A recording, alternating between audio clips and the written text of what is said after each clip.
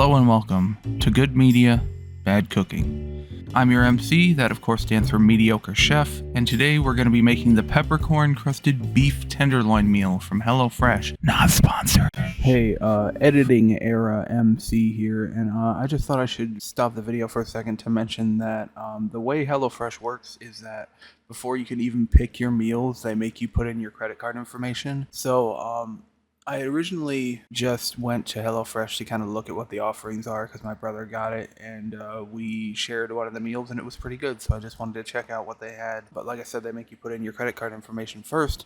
So when I was looking through all the meals and then decided that I didn't want to get it, I left all the food in my cart because I figured it would be like any other website where it doesn't charge you for the stuff in your cart until you tell the website you want to buy it, but apparently that's not how it works. So they just sent me a box with whatever I happened to end that little browsing session with in my cart. So I had no idea when I got the box what was going to be in it because I've completely forgotten what I had put in my cart when I was browsing. So it was a complete mystery to me when the box showed up what was going to be in it, and that's why like for instance the Brussels sprouts, which you'll hear about later on. Okay, thanks, back to the video.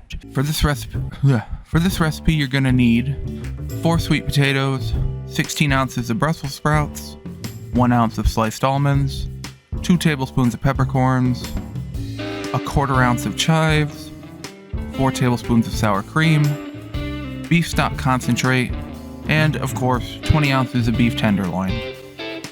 Some other things you'll need: vegetable oil, 6 tablespoons of butter, salt, pepper, and the last thing you'll need is some music. I'll be listening to the Sonne Blue Story by Lightnin' Hopkins. So a fun fact about the Sonne Blue Story is it's actually a record label that kind of re-released a bunch of albums from famous blues musicians. So they have the Lightnin' Hopkins, obviously, and then they have albums by Memphis Slim and Otis Rush, Big Joe Williams, Mighty Joe Young, a bunch of people like that. So it's not just Lightnin' Hopkins, it's just the name of the label that released the album. Also, fun fact about Lightnin' Hopkins, during a documentary by Les Blank, where he gave this performance,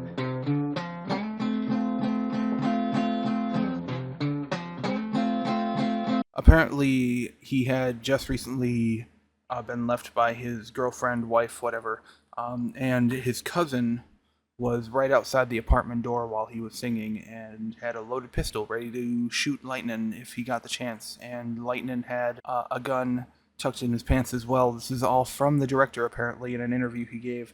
So if you wanted to check that film out, I'll leave a link for it in the description. Thank you. But feel free to choose anything you like. I've heard Lil B make some great cooking music. So the first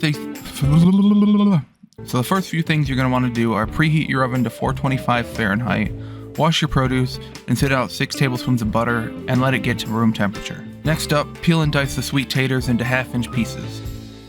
As you can see, my knife skills are absolutely perfect, and all my pieces are exactly the same size, so we can move on to placing them in a pot with enough salted water to cover the potatoes by 2 inches. Now, because my mind works so fast, I actually did this out of order and started boiling the water before I put the spuds in, so that's why the pot is steaming here, but it's okay, we're just going to let them cook until tender, which took about 20 minutes for me. While those are cooking, we're going to trim and halve the Brussels sprouts.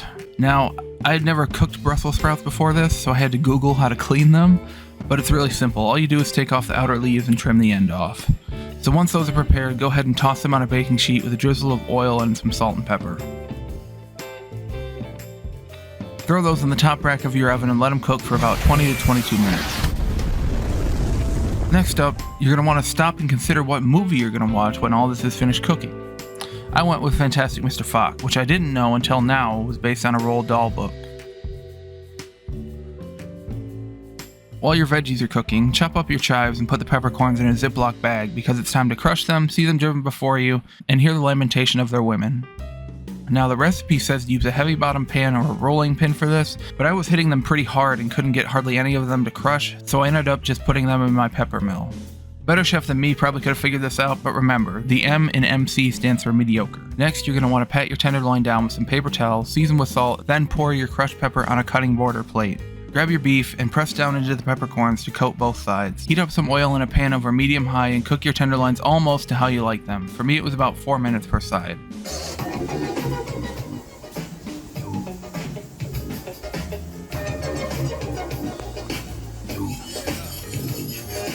Now add your stock concentrate along with 3 tablespoons of water and simmer until the sauce thickens up a bit and your meat is cooked how you like it. Take all that out of the pan and put in a shallow bottom dish. Next, go ahead and drain your pomme de terre and mash them up. Stir in 2 tablespoons of softened butter and your sour cream until combined. Season with salt and pepper. Next, take the rest of your butter, 2 tablespoons of chives and some salt and pepper and mix them up in a bowl. Now it's time to plate. Top your sprouts with the sliced almonds, the papas with the rest of your chives, and slap some of that chive butter on your beef. Now, I didn't do this in the video, but drizzle some of that beef stock over your Brussels sprouts too. It'll make them a lot better. Overall, the meal was decent. The steak was definitely the highlight. The peppercorn crust and sauce really popped off. The sweet potatoes were good, but I'd rather just have a baked sweet potato personally. The Brussels sprouts were definitely my least favorite, but I figure it's just because they were bland.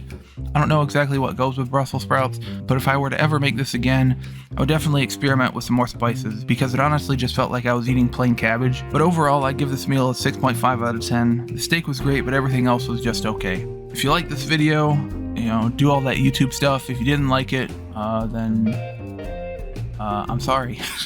And thank you for watching. And then pour your crushed pepper.